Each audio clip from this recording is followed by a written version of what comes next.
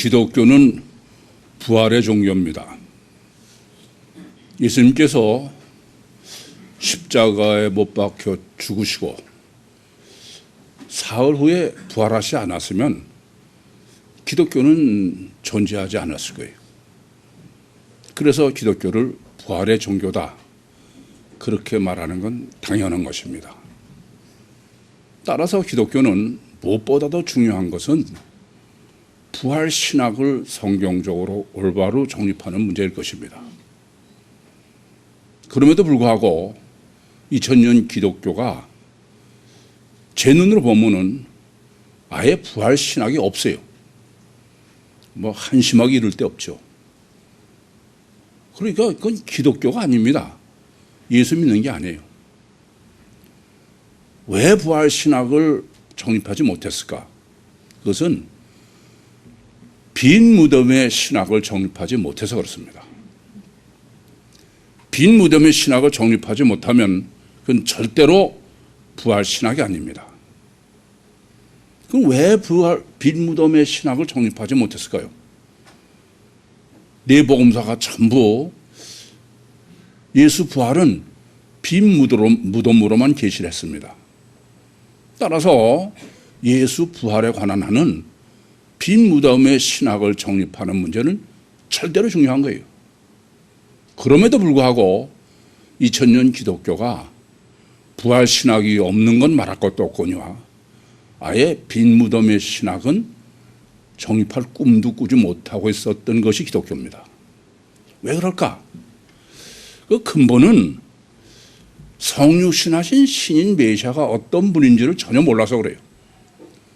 성경이 계시하는 성육신하신 신인 메시아는 이사야서 9장 6절과 11장 1절과 2절에서 계시하는 것처럼 한 아이가 태어났다 이거예요.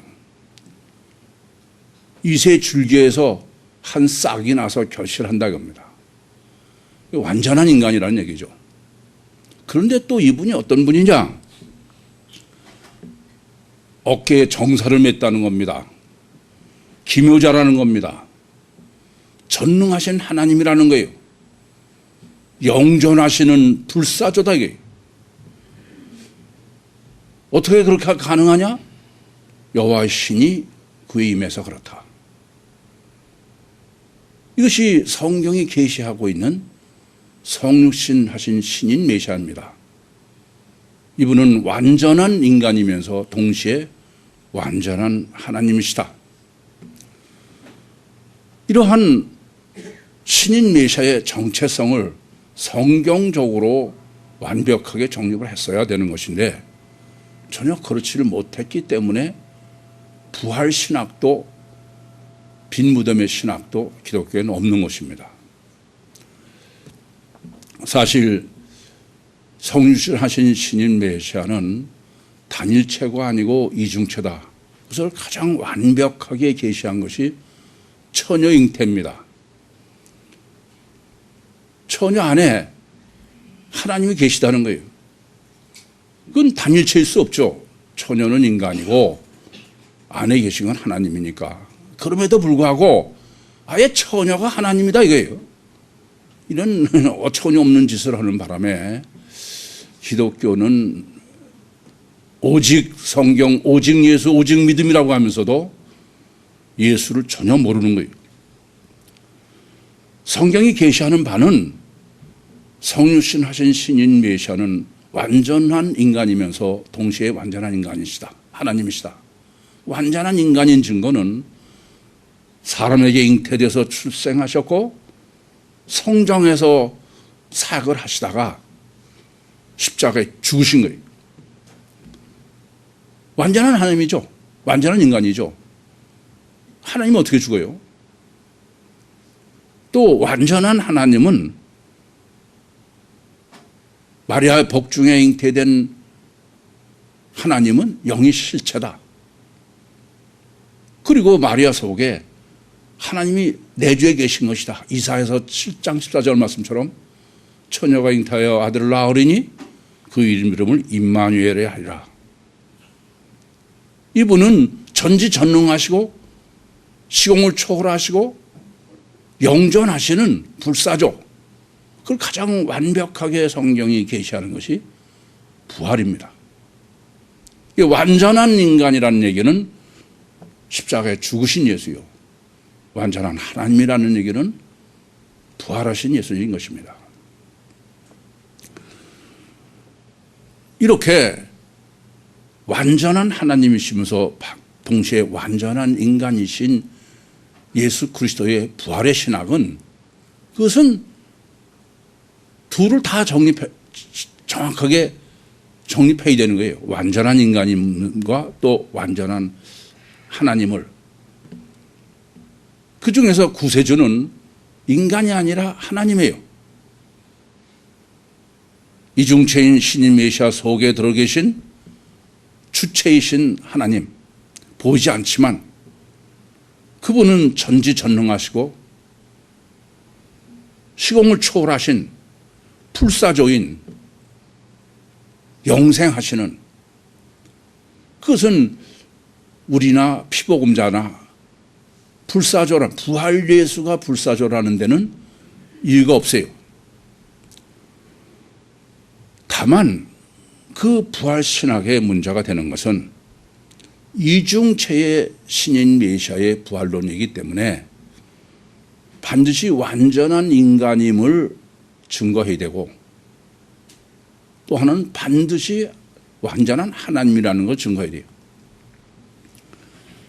완전한 인간임에 대한 가장 완전한 증거는 십자가에 죽으신 거예요. 조금 전에도 말씀드렸지만. 그리고 완전한 하나님이라는 것은 3일 만에 부활하신 거예요. 그것이 완전한 하나님의 증거다, 그런 말씀입니다. 그것을 우리가 완전한 인간은 다 보여서 알지만, 완전한 하나님은 보이는 예수 속에 계신, 보이는 마리아 속에 잉태하신 아기 예수처럼, 보이는 것은 처녀만 보이고 보이는 것은 겉사람 예수만 보이지, 마리아 속에 잉태한 하나님 예수가 보이지 않는 것과 마찬가지로 성육신하신 신인 메시아의 속에 하나님은 보이지 않기 때문에 그 속에 하나님을 실체로 우리가 보고 믿고 알도록 그렇게 가시적으로 계시하신 것이 바로 부활인 것입니다. 그러면 이와 같이 이중체인 신인 메시아의 완전한 인간을 완전한 신학은 부활신학이에요. 그것을 인간이 완전히 알고 믿게 하려면 어떻게 하면 될까? 그게 하나님께서 예수의 부활을 설정하시고 계시하신 본문인 것입니다.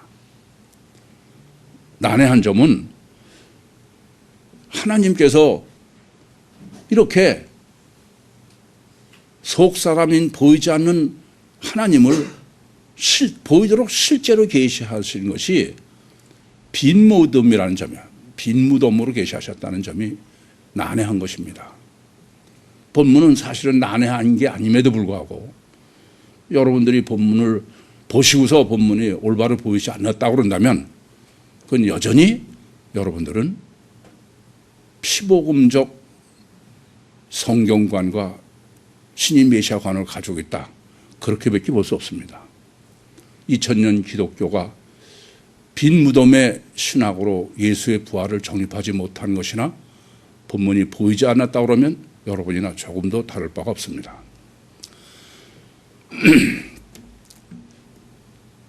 어떤 경우라도 우리가 성경을 정립하는 데 있어서 가장 중요한 문제는 무엇보다도 하나님이 인간을 구원하시겠다는 거예요.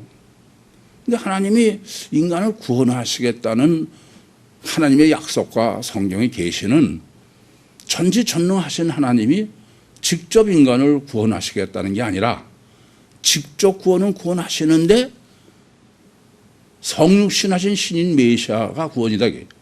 그러니까 유일신이 직접 강림하셔서 직접 인간과 함께 하시면서 그리고 직접 인간을 구원하시겠다. 그러면 직접 하시면 되는데 그 직접을 성육신하신 신인 메시아로 직접이다.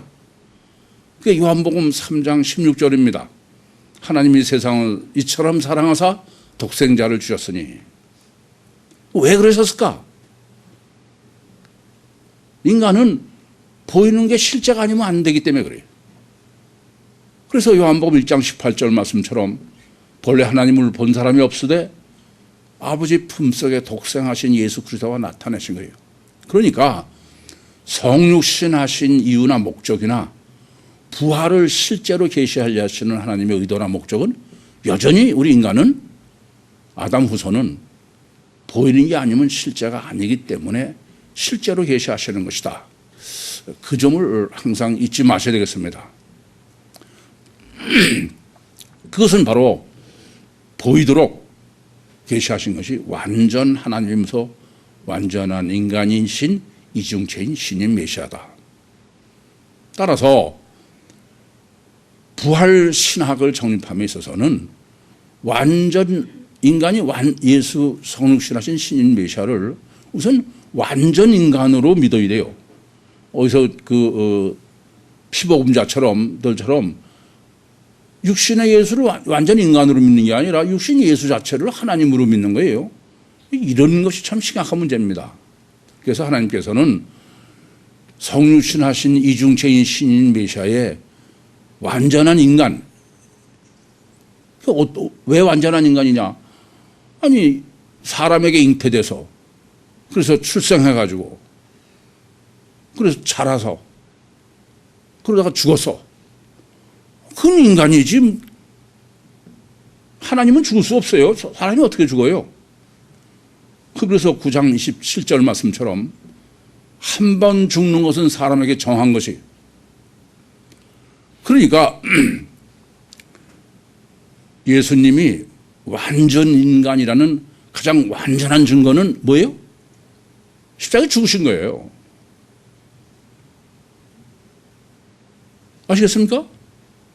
완전한 증거야. 그래서 예수님이 완전히 죽었다. 그래서 인간이다. 우선 그것을 본문이 증거하는 것은 지금 막달라 마리아가 안식구 첫날 이른 새벽에 가보니까 돌이 옮겨졌어요. 그런데 예수를 어떻게 했다고요? 누가 가져갔다는 거야. 아니 만약에 예수님이 앞에서 죽으시고 장사 지내고 그런 것이 완전히 죽은 것이 아니다 그랬으면 막달라 마리아가 뭐라고 그러대요?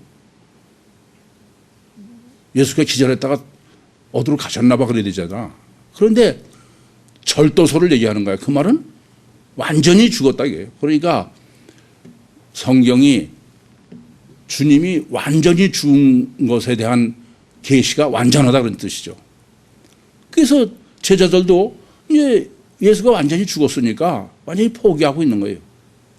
그러니까 첫째 지금 본문은 예수의 겉사람은 완전 인간이다.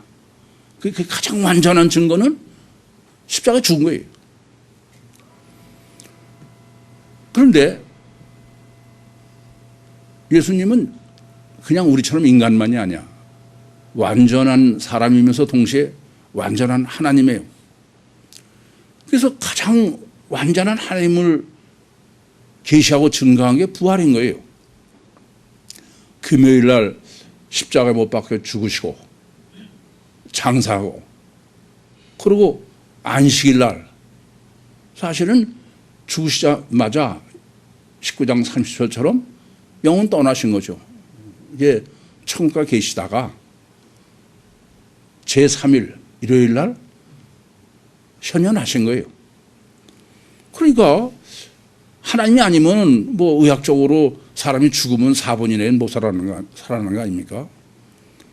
그래서 완전한 하나님을 성경이 가장 완전하게 계시한 것이 부활이고 이렇게 3일 만에 부활하신 이 속사람이 구세주예요. 그냥 죽어서 끝나는 겉사람 예수가 구세주가 아니고 속사람이신 하나님 예수, 부활 예수, 불사조인, 지옥을 초월한 그분이 바로 구세주다. 이전부터 명확하게 우선 아셔야 돼요. 그래서 좀 명확하게 정립하셔야 될 문제는 단어가 비슷하고 그러니까 그냥 막연하게 그 말이 그 말 같이 그렇게 여기시면 전혀 안 됩니다. 마틴 루터의 종교개혁의 주제가 오직 성경, 오직 예수, 오직 믿음입니다. 맞습니다. 그것은 바로 기독신앙의 핵심의 전부예요. 그러면 오직 성경, 오직 예수, 오직 믿음이라는 기독신앙은 뭐냐? 그건 부활신앙이지 십자가신앙이 아니다. 십자가는 죽어서 끝난 게 십자가예요.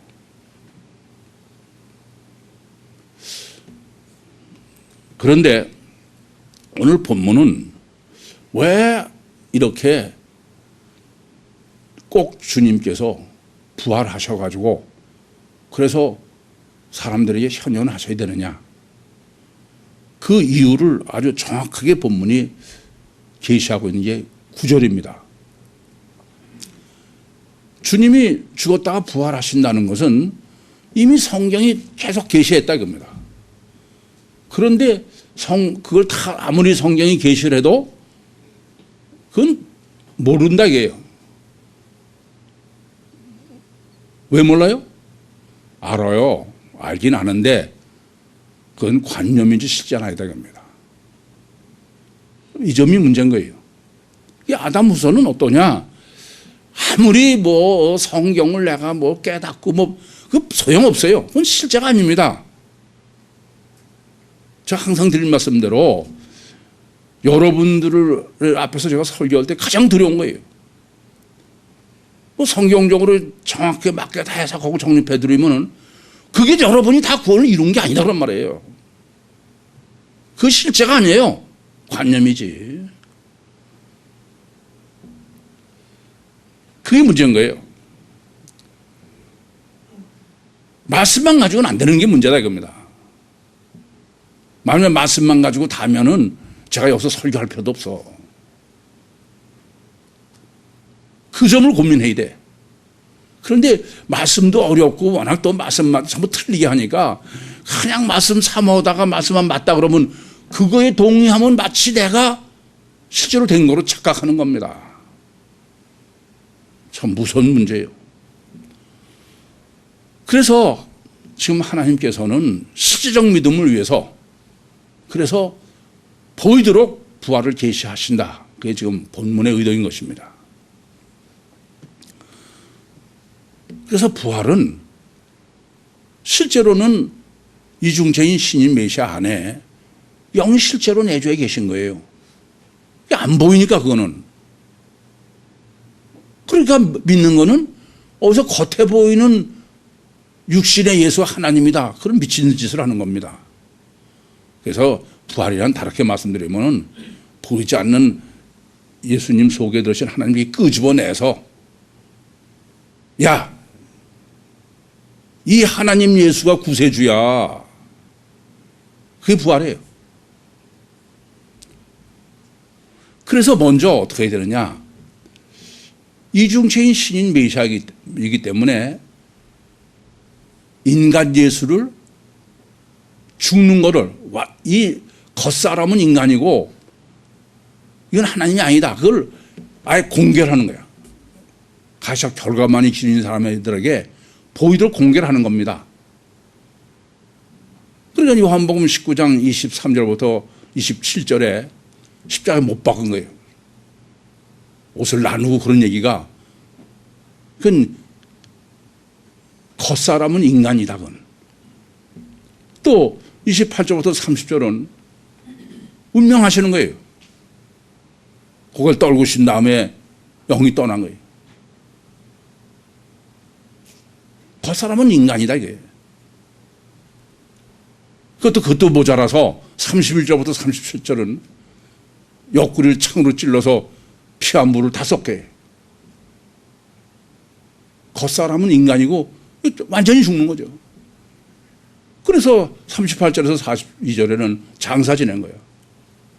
그러니까 이렇게 겉사람 예수는 완전한 인간이다라는 것을 십자가로 완벽하게 공개하셨어요. 그거 완전하게 성공하셨어. 왜냐? 막달라 마리아는 기절한 거로 여기지 않잖아요. 죽은 시체를 누가 가져갔다. 절도설로 얘기하는 거는 그건 완전히 죽었다는 얘기죠. 또 제자들이 뭐 십자가에 죽으시고 장사한 거 보고서는 다 끝났다. 그게 완전 인간임을 공개하신 것은 이제 완전히 성공하신 거예요. 괜히 관념적으로 뭐 죽었다가 기절했다 그런 얘기가 안 된다는 얘기죠.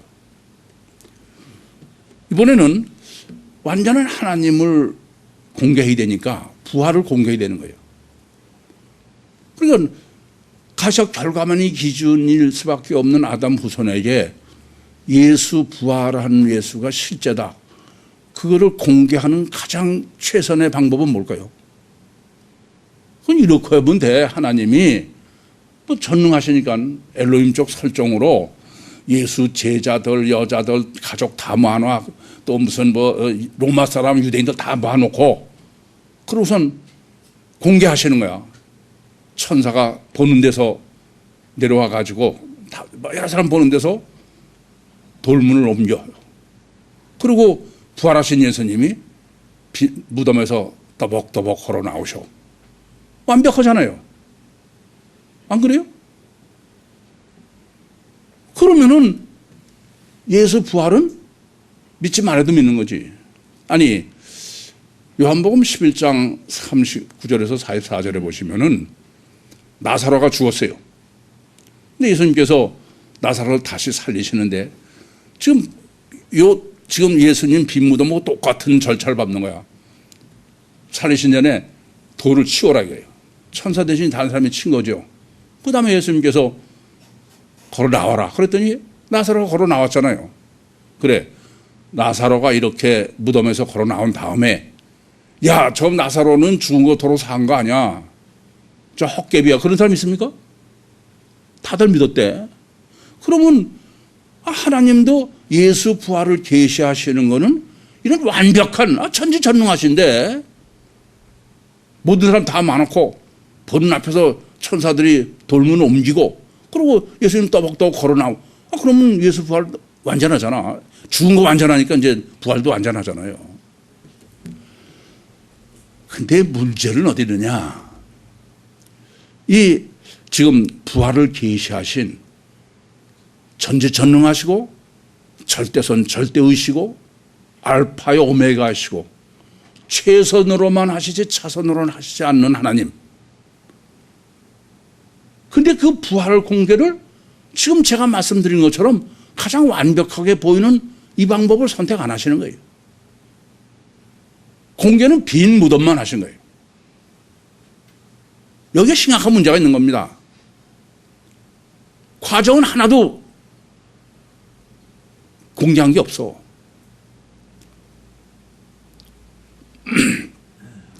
성경 해석의 핵심이야. 이것이 하나님께서 주님의 부활을 공개하신, 계시하시는 전지전능하시고 절대선 절대의시고 알파요 오메가이시고 최선으로만 하시지 차선으로는 할 수 없는 하나님의 최선책이야 이게. 빈 무덤만 공개하시는 것이 예수 부활을 증거하는 가장 완전한 방법이다. 이 점을 아셔야 돼. 그래서 아까도 2000년 기독교가 부활의 종교라 그러면서 왜 부활 신학이 없느냐? 빈 무덤 신학이 없으니까 부활 신학이 없는 거예요.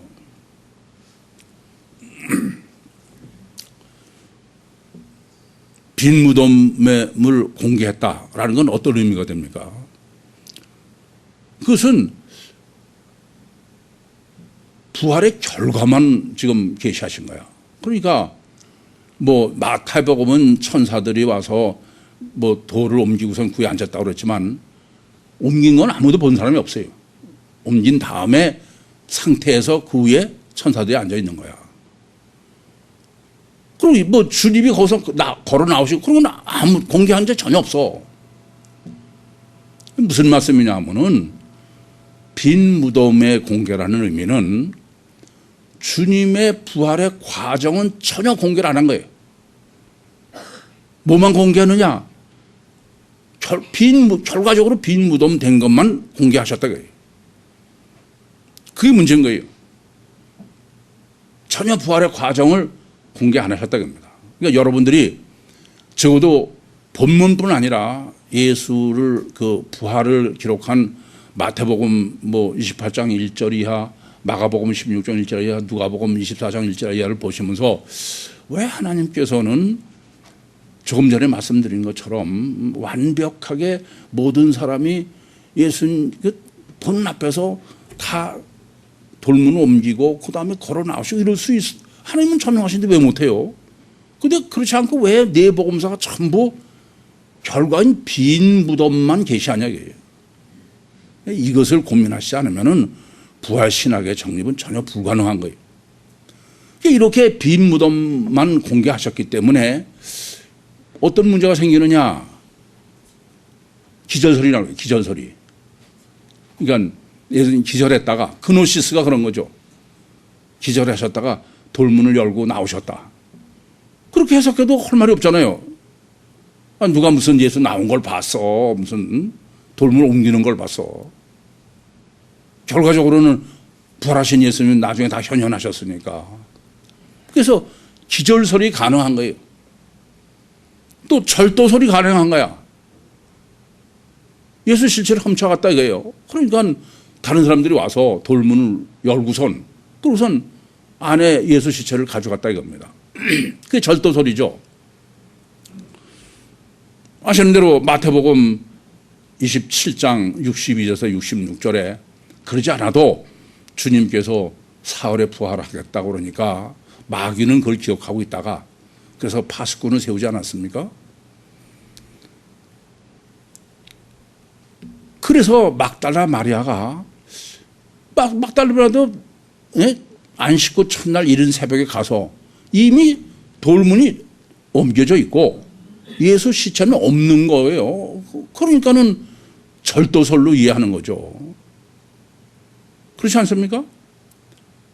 그리고 뭐 그노시스라는 사람들은 야 예수가 하나님인데 무슨 뭐 고통스럽고 죽는 게 어딨냐. 이게 기절설인 거지. 충분히 가능한 얘기입니다. 왜 육체 부활설이 나와요? 예? 왜 기독교는 예수가 육체 부활하는 것으로 믿지 않습니까? 왜 육체 부활설로 그러냐? 바로 빈 무덤 때문에 그래. 무덤에서 돌을 옮길 것도 보지도 못했지. 어디서 계시 안 하니까. 예수님이 걸어 나오는 것도 보지 못했어. 그런데 나중에 부활하신 예수님 실체로 현현하셨으니까. 그래서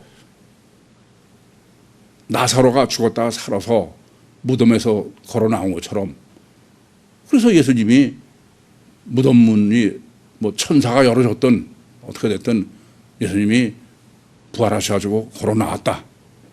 그래서 빈 무덤 상태만 계셨다. 그런 해석이 가능한 것입니다.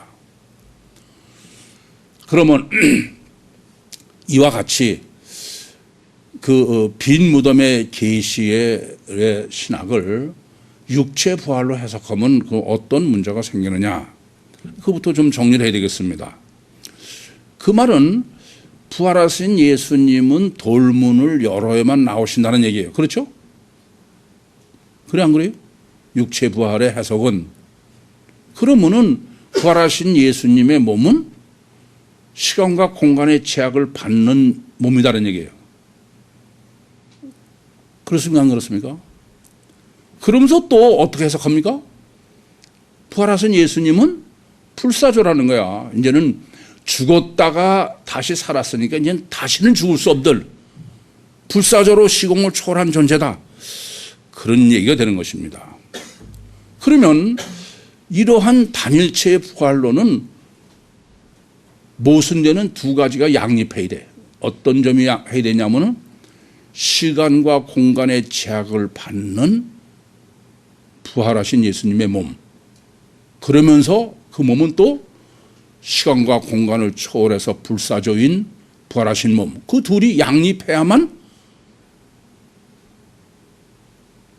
빈 무덤에서 부활하신 예수님이 나오셨고 그분이 불사조다라는 논리가 성립되는 거예요.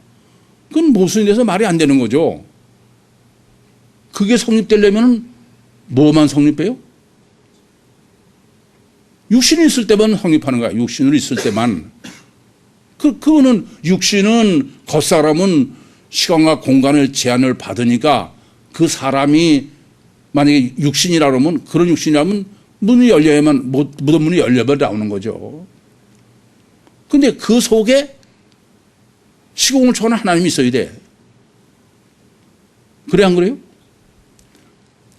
우선 육체 부활의 신학적인 가장 심각한 문제는 이것은 그러면 그 예수는 속사람인 하나님 예수, 부활할 예수가 구세주이면은 그러면 지금 부활했다는 그 예수는 다시 또 죽어야 돼.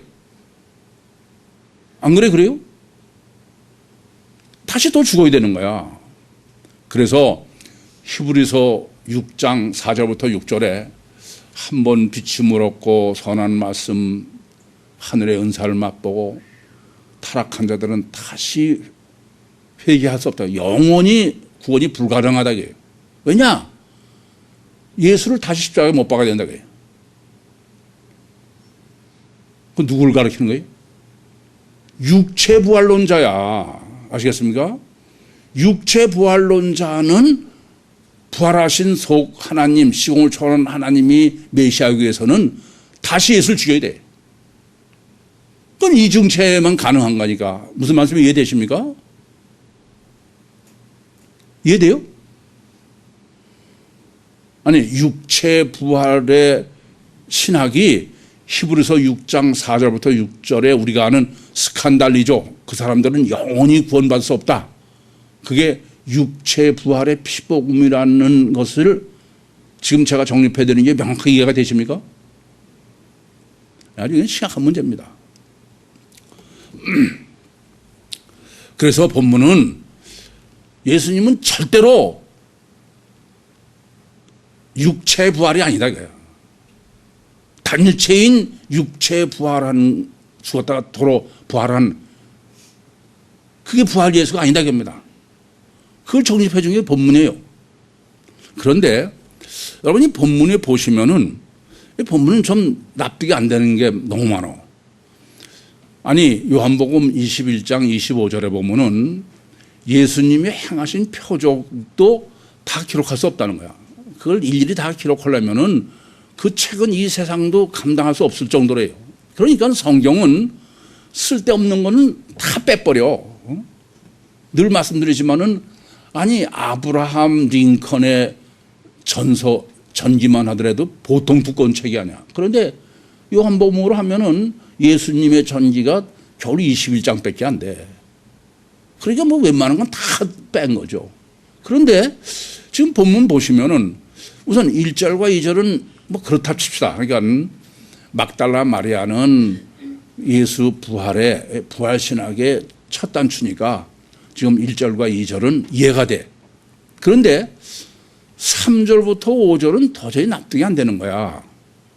아니, 3절에 이제 이 막달라 마리아의 말을 듣고 그 베드로와 요한이 나가서 달려왔대. 아니, 그래서 무덤에 갔다는 게, 아니, 그게 집안에서 뛰어서 그냥 무덤에 갑니까?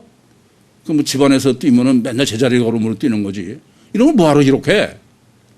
예? 아니, 무덤에 가서 보려면은 나간다는, 성경이 그런 걸 기록합니까? 근데 괜히 쓸데없는 걸 기록하는 거야. 나가서 다름질을 했대요. 또 베드로하고 요한하고 다름질을 뛰어갔는데 요한이 더 먼저 갔대. 아마 요한은 베드로보다 젊었을 것 같아. 그러니까는 발이 빠른지 모르지만은, 그래, 요한이 먼저 가고 베드로가 늦게 가고, 그래서 부활이 뭐가 달라져? 이게 무슨 이게 하나님의 말씀이야 도대체. 그 먼저 가가지고선 뭐 저는 들여다는 보고선 들어가지 않았대. 근데 베드로가 와서 들어가니까 그때 들어. 그게 뭐가 중요해요 그렇게. 다른 성경은 베드로 혼자만 간 거로 기록해. 그래도 무슨 거기 제자들 있던 사람이 지들은 가만히 있었겠어요. 근데 본문은 영 납득이 안 되는 거예요 그냥.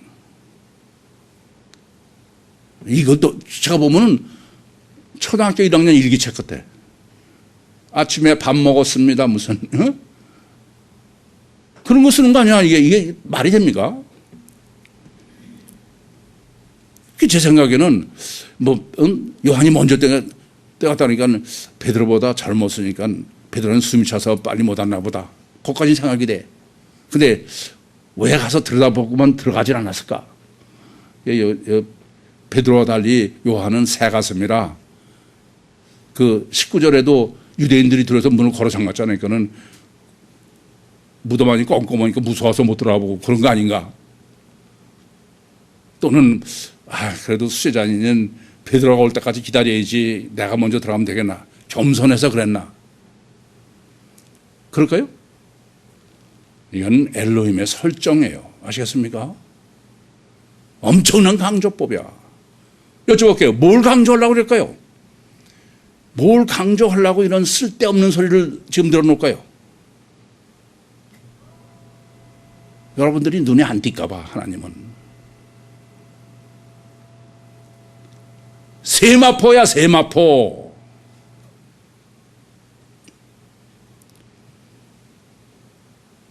본문에서 세마포 강조법이 안 보이는 사람은 그건 전혀 그 본문 그건 아예 국어가 안 된 거야.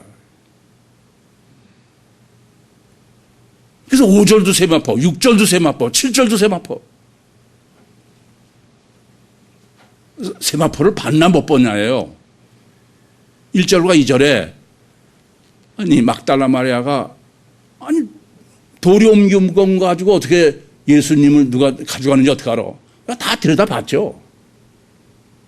브레뽀를 쓰면서도 일부러 돌만 옮기고만 쓰는 거야. 왜냐? 거기서 세마포를 봤다고 그러면은 강조법이 약해지니까. 그리고 5절 가서도 무슨 지가 들여다보니까 브레뽀예요. 세마포만 있더라. 6절에 가서 보니까 데오레오야. 베드로가 유심히 사사시 봤더니 그리고 8절에는 호라오야. 아주 본다는 단어는 다 동원한 거야. 왜 그래요? 세마포를 봐라 이겁니다. 본문에서 세마포 강조법을 놓치는 사람은 그건 전혀 본문 해석이 불가능한 거예요. 왜 그래요? 19장에서도 예수님을 장사에 전할 때 38절부터 42절에 유대인의 장례법대로 어떻게 한다? 세마포로 쌌다 이겁니다. 아니요. 네 복음서 마태, 마가, 누가, 요한복음 전부 세마포로 쌌다는 건 다 기록하고 있어.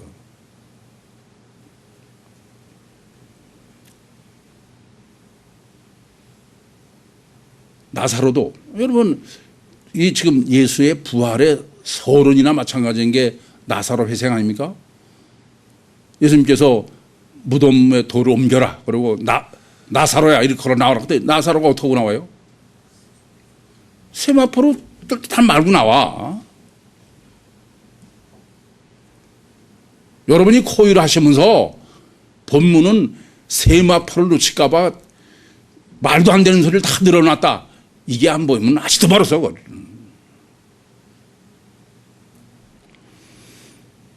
따라서 이 정도를 하셔야 됩니다. 왜 하나님께서는 천지전능하시고 절대선 절대의고 알파와 오메가시고 최선으로만 하시지 차선으로 못하시는 하나님이 우리 생각에는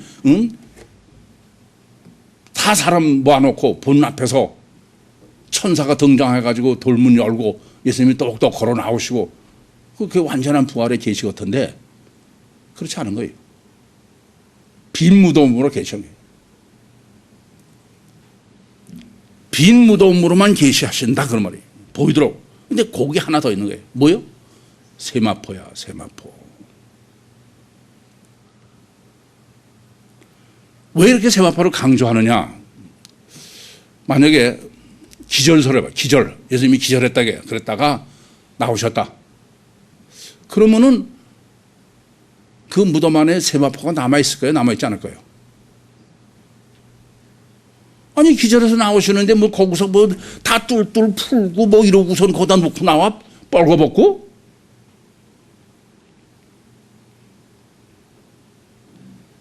그 안에 세마포가 있다는 얘기는 절대 기절설은 아니다, 그야. 그건.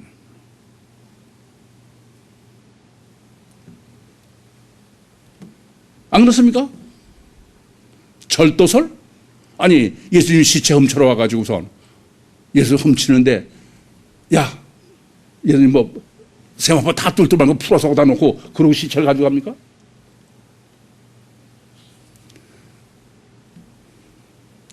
절대로 기절설이나 절도설로는 해석할 수 없다 이거야. 안 그렇습니까?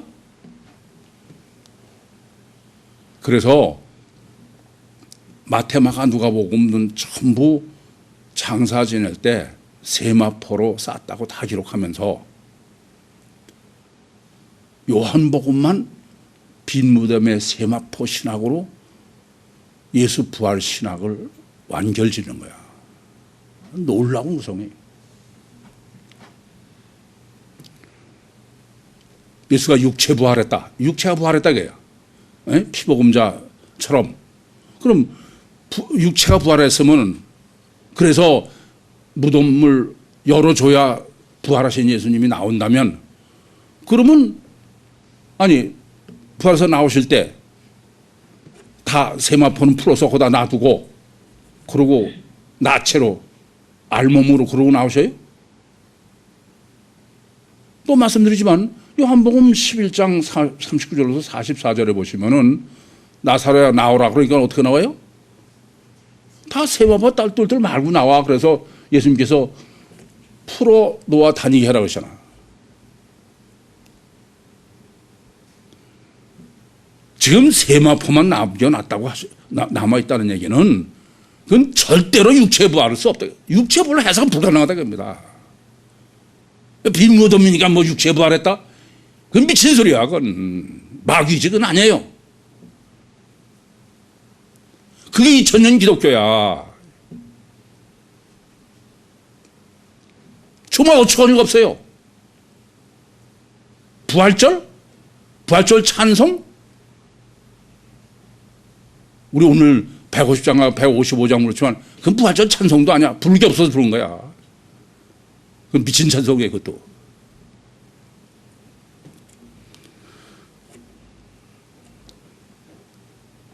지금 본문은 이래요.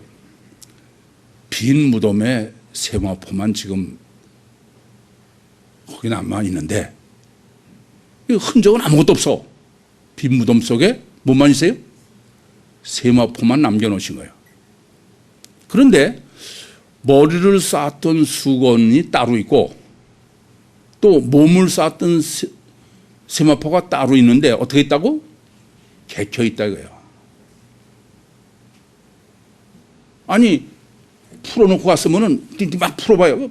아 그걸 뭐 이렇게 쫙 개켜놔? 물론 이 개켜놨다는 건 이따 강의 시간에 정립해드리겠습니다만은 개킨다는 아니고 이렇게 차분히 눌려 있다는 얘기예요. 어떻게 해서 그랬을까요? 제가 예수 부활을 본문 정립하기 전에 늘 이렇게 말씀드려요. 그럼 제가 그렇게 말씀드려요. 예수님은 십자가에 죽으실 때 이미 영이 속 하나님이 나가신 거야. 그리고 실제로는 그래서 아까도 몸에서 나가셔가지고 그래서 천국에 계시다가 그러다가 지금 안식일 다음날 보이도록 현현으로 오신 거다. 그렇게 제가 해석을 하면은 많은 사람들이 그러면 그 무덤에 빈 무덤인데 예수의 시체는 어디 갔냐 이거예요. 그래서 제가 뭐가 어디가?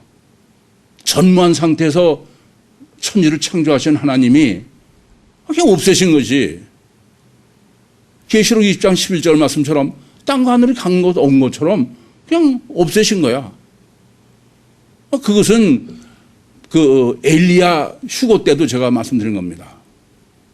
여러분이 지금 이렇게 어떻게 이렇게 객해져 있을까? 이것을 정확하게 이해하시려면 이렇게 이해하시는 게 더 쉬울 것 같아요. 예수님의 지금 시체를 얼음이라고 생각해봐. 얼음. 아시겠어요? 몸을. 그 얼음 시체에다가 지금 머리는 수건으로, 몸은 세마포로 감아놨어. 그러다가 거기다 지금 놔둔 거야. 그 뭐 거기 얼마나 뜨거운데요. 그러니까 다 증발한 거지. 그럼 뭐만 남어? 세마포고 머리 싸던 것만 확싹 주저져 그냥 개켜놓은 것처럼 있는 거야. 머리는 따로 감고 따로 하잖아. 그 지금 다른 곳에 아주 질서정연하게 개켜져 있다 이거야. 그러니까 예수 육신은 증발하고 하나님이 없애신 거죠. 그러니까 쌓았던 세마포만 폭삭 가라앉아 있는 거지. 그리고 부활하신 호 예수는 무덤에서 나오신 거예요. 호 예수는 시공을 초월한 하나님인데 무슨 뭐 보일 게 뭐가 있어. 이해되십니까? 이것이 하나님이 설정해 놓으신 성육신하신 신인 메시아의 부활의 완전한 신학이야. 빈무덤의 신학과 세마포의 신학이 정립되지 않는 한은 부활 신학은 신학이 아닙니다.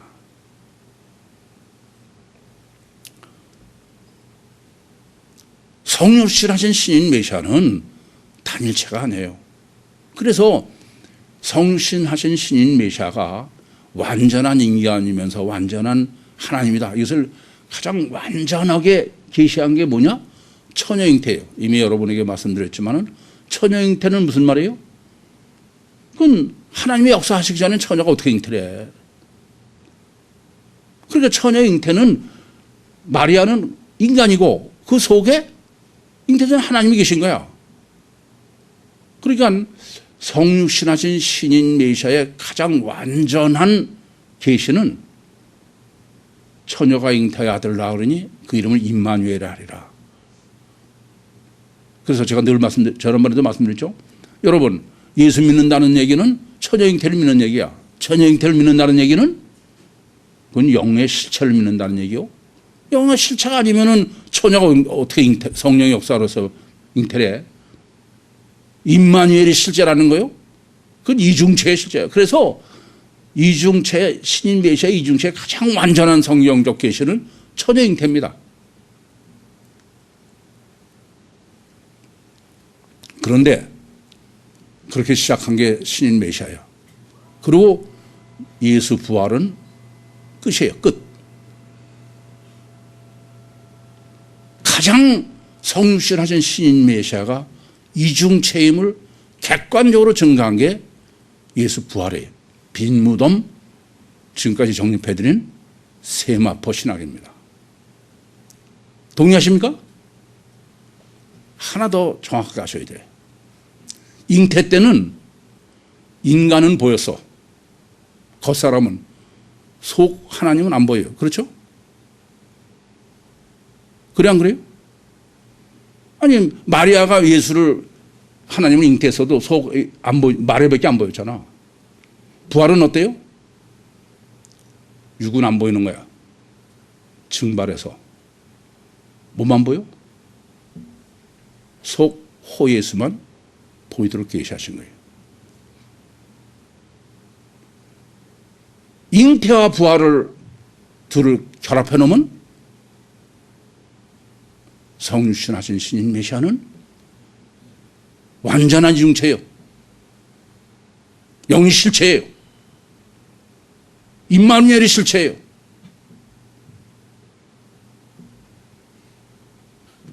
성경이 하나님의 말씀을 믿고 처녀 잉태와 부활을 믿는 사람은 이중체를 믿지 않는다는 건 그거는 스칸달리죠야.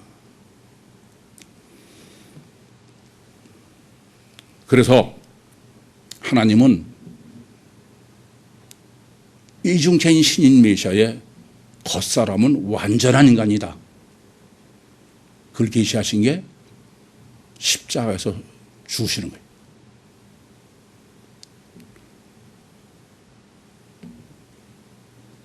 그것이 바로 주님은 완전한 인간이라는 가장 완전한 계신 것입니다. 그리고 빈 무덤인 거예요. 증발해서 없는 거예요. 세번포만 남아있는 거예요. 속사람 하나님이 완전한 하나님이다. 그걸 완전히 계시한 게 부활인 거예요. 이중체인 신인 메시아에서 속 하나님이 보이도록, 우리 이제 요 다음에 다 정리할 문제입니다만은, 그래서 이중체인 신인 메시아를 성경적으로도 보이는 것으로도 완벽하게 계시해 주고 있는 게 잉태와 부활이다, 그런 말씀입니다. 이렇게 이중체인 신인 메시아의 겉사람을 하나님께서 십자가에 못 박으시고